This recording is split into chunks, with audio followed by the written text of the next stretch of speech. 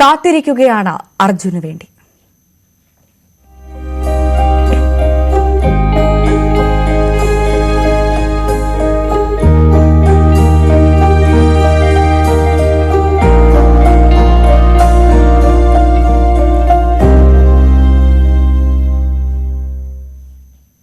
കർണാടകയിൽ ശിരൂരിൽ മണ്ണിടിച്ചിലിൽ കാണാതായ കോഴിക്കോട് സ്വദേശി അർജുനായുള്ള ദൌത്യം 13ാം ദിനത്തിൽ.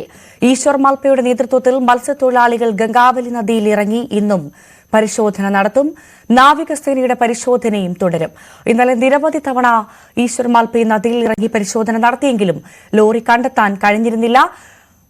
ശിരൂരിൽ നിന്ന് എസ് വിനേഷ് കുമാറുമൊപ്പം കോഴിക്കോട് അർജുന്റെ വീട്ടിൽ നിന്ന് കെ എസ് അശ്വതിയും നമുക്കൊപ്പം ചേരും. ആദ്യം വിനേഷിലേക്കാണ്, ശിരൂരിലേക്കാണ്. വിനേഷ്, ഓരോ ദിവസവും മലയാളിക്ക് ഒരൊറ്റ ചോദ്യമേ ചോദിക്കാനുള്ളൂ: എപ്പോൾ അർജുനെ കണ്ടെത്താനാകും, അല്ലെങ്കിൽ എത്ര വേഗം അർജുനിലേക്ക് എത്താനാകുമെന്ന്.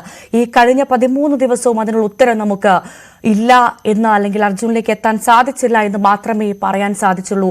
ഈ വാർത്തയ്ക്ക് വേണ്ടി മാത്രം കാത്തിരിക്കുകയാണ് മലയാളി ഇപ്പോൾ. പക്ഷേ ഇത്ര ദിവസം പിന്നിട്ടിട്ട് പോലും നമുക്കതിന് ഉത്തരം നൽകാൻ സാധിച്ചില്ല എന്നതാണ് ഏറെ വേദനിപ്പിക്കുന്ന കാര്യം. ഇന്ന് നമുക്ക് അർജുനിലേക്ക് എത്താൻ സാധിക്കുമോ എന്നുള്ള ചോദ്യമാണ് ഇന്നും ചോദിക്കാനുള്ളത്. വിനേഷ്, എന്താണ് ശിരൂരിൽ നിന്ന് ലഭിക്കുന്ന ഏറ്റവും പുതിയ വിവരങ്ങൾ? തിരച്ചിൽ ആരംഭിച്ചിട്ടുണ്ടോ?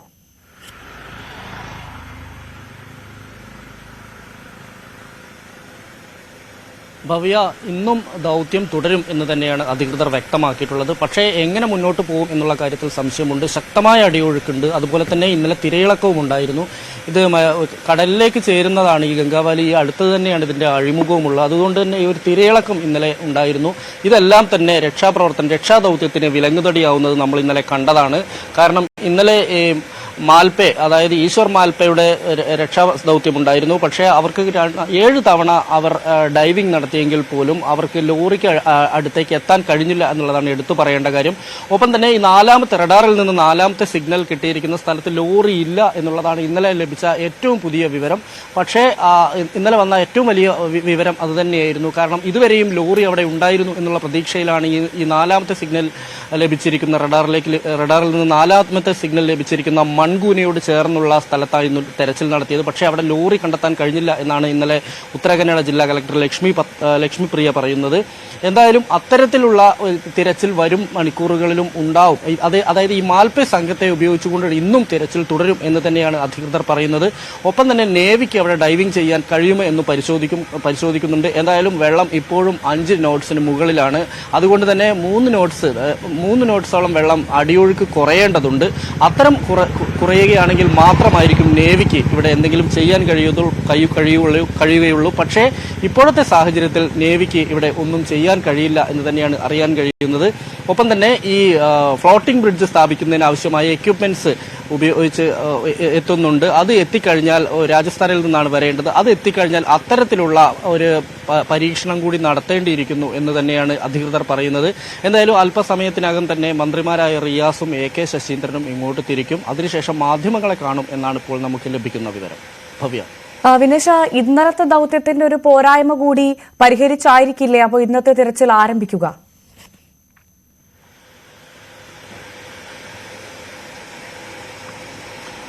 ഭവ്യ, ഇതിനകത്ത് പോരായ്മ എന്ന് പറയാനൊന്നും കഴിയില്ല. കാരണം ഇവിടുത്തെ സിറ്റുവേഷൻ അങ്ങനെയാണ്. കാരണം ഇടവിടാതെ മഴ പെയ്തുകൊണ്ടിരിക്കുന്നു. ഗംഗാവാലി അതിന്റെ രൗദ്രഭാവത്തിൽ ഒഴുകിക്കൊണ്ടിരിക്കുന്നു. അടിയൊഴുക്ക് ശക്തമാണ്.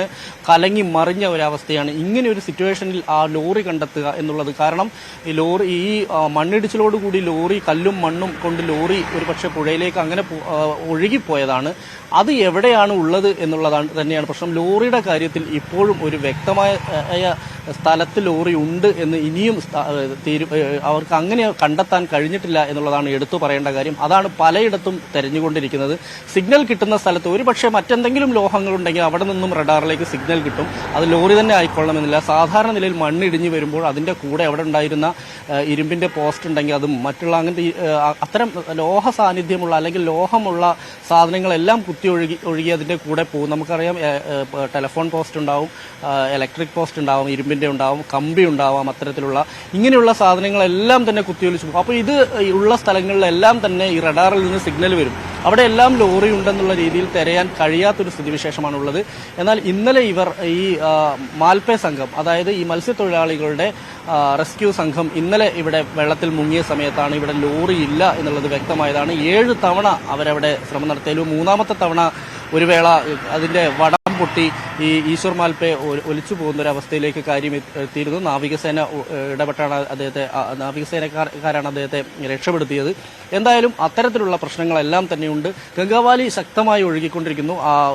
അടിയൊഴുക്ക് ശക്തമാണ്. ഈ ഒരു സാഹചര്യത്തിൽ, അതായത് ഈ ഒരു 6 നോട്ട്സിന്റെ മുകളിലുള്ള ഈ ഒരു അവസ്ഥയിൽ വേറെ ഒന്നും ചെയ്യാനില്ല എന്ന് തന്നെയാണ് നേവി പറയുന്നത്. ഇതിനകത്ത് ഇനി ചെയ്യാൻ കഴിയുന്നത് ഫ്ലോട്ടിംഗ് ബ്രിഡ്ജ് സ്ഥാപിക്കും. പക്ഷേ അത് എത്രത്തോളം സാധ്യമാകും എന്നുള്ളത് പരിശോധിക്കണം എന്ന് തന്നെയാണ് ജില്ലാ കളക്ടർ പറയുന്നത്. കാരണം അതിന്റെ എക്യുപ്മെന്റ്സ് ഒന്നും ഇവിടെ ഇല്ല. രാജസ്ഥാനിൽ എത്തേണ്ടതുണ്ട്. അത് എത്രയും പെട്ടെന്ന് കൊണ്ടുവന്ന് തിരയുക എന്നുള്ളതാണ്. പക്ഷേ അപ്പോഴും നമ്മുടെ മുമ്പിൽ അവശേഷിക്കുന്ന ഒരു ചോദ്യമുണ്ട്. ഈ ലോറി ഉണ്ടോ ഇവിടെ? ലോറിക്കകത്ത് അർജുൻ ഉണ്ടോ എന്നുള്ള കാര്യം. കാരണം ഈ 4 സ്ഥലത്ത് നിന്നാണ് സിഗ്നൽ ലഭിച്ചിട്ടുള്ളത്. അതിൽ 4ാമത്തെ സ്ഥലത്ത് ഇന്നലെ ലോറി ഇല്ല.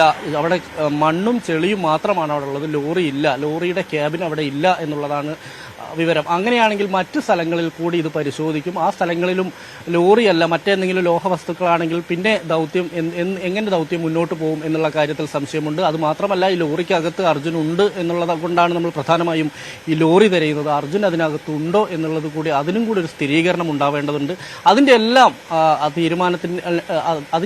ആ കാര്യങ്ങളെല്ലാം കണ്ടെത്തുന്നതിന് വേണ്ടിയാണ് ഇനിയത്തെ ഈ നിർണായകമായ മണിക്കൂർ. ഇന്നലെ നമ്മൾ പ്രതീക്ഷിച്ചതാണ് മാൽപേ സംഘത്തിന് ഇത് കണ്ടെത്താൻ കഴിയും, ഇതിന്റെ ക്യാബിൻ, ലോറിയുടെ ക്യാബിൻ കണ്ടെത്താൻ കഴിയും ഇന്നലെ നമ്മൾ പ്രതീക്ഷിച്ചതാണ്. ഏത് കുത്തൊഴുക്കിനെയും അതിജീവിക്കാൻ ശേഷിയുള്ള വൈദഗ്ധ്യം നേടിയ പരമ്പരാഗതമായും അവർ ഇത്തരത്തിലുള്ള റെസ്ക്യൂ ചെയ്യുന്നൊരു മത്സ്യത്തൊഴിലാളികളാണ്. പക്ഷേ അവർക്ക് ഇന്നലെ കണ്ടെത്താൻ കഴിഞ്ഞില്ല. പക്ഷെ ലോറി അവിടെ ഇല്ല എന്നുള്ളത് കണ്ടെത്തി കഴിഞ്ഞിരിക്കുന്നു. ഇന്ന് ബാക്കി 3 സിഗ്നൽ കിട്ടിയ 3 സ്ഥലങ്ങളിലേക്കാണ് തെരച്ചിൽ. അത് പരമാവധി ഈശ്വർ മാൽപേ സംഘത്തെ ഉപയോഗിച്ചുകൊണ്ട് തന്നെയായിരിക്കും ആ തെരച്ചിൽ ഉണ്ടാവുക. അതുപോലെ തന്നെ നേവിയും മറ്റ് സംവിധാനങ്ങളും ഉപയോഗിക്കാൻ കഴിയുന്ന പോലെ തന്നെ അങ്ങനെയും തെരച്ചിലുണ്ടാവും. കരയിലും തെരച്ചിൽ നടന്നുകൊണ്ടിരിക്കുന്നുണ്ട്. കരസേന 8 മണിയോടുകൂടി തന്നെ കരസേന എത്തും. അവർ കരയിലുള്ള മണ്ണ് നീക്കിയും അതുപോലെ തന്നെ ഹൈവേയിലേക്ക് പോയിരിക്കുന്ന ഹൈവേ ബ്ലോക്കാവുന്ന രീതിയിലേക്ക് മണ്ണുണ്ടായിരുന്നു. അതെല്ലാം പൂർണ്ണമായി നീക്കിക്കഴിഞ്ഞു. അവിടെ ഇനിയും തെരച്ചിൽ കരയിൽ നടത്തിക്കൊണ്ടിരിക്കുന്നുണ്ട്. ഇങ്ങനെയെല്ലാം തന്നെ ദൗത്യം മുന്നോട്ട് പോയിക്കൊണ്ടിരിക്കുകയാണ്. അപ്പോഴും അനിശ്ചിതത്വം ബാക്കിയാണ്. കാരണം ആ ലോറി കണ്ടെത്തുമോ, അതിനകത്ത് അർജുൻ ഉണ്ടാവുമോ എന്നുള്ളത് തന്നെയാണ് പ്രധാനം. അതിലേക്കാണ് ഇന്ന് പ്രധാനമായും പോവുക എന്നാണ് നമുക്ക് ഇപ്പോൾ ലഭിക്കുന്ന വിവരം.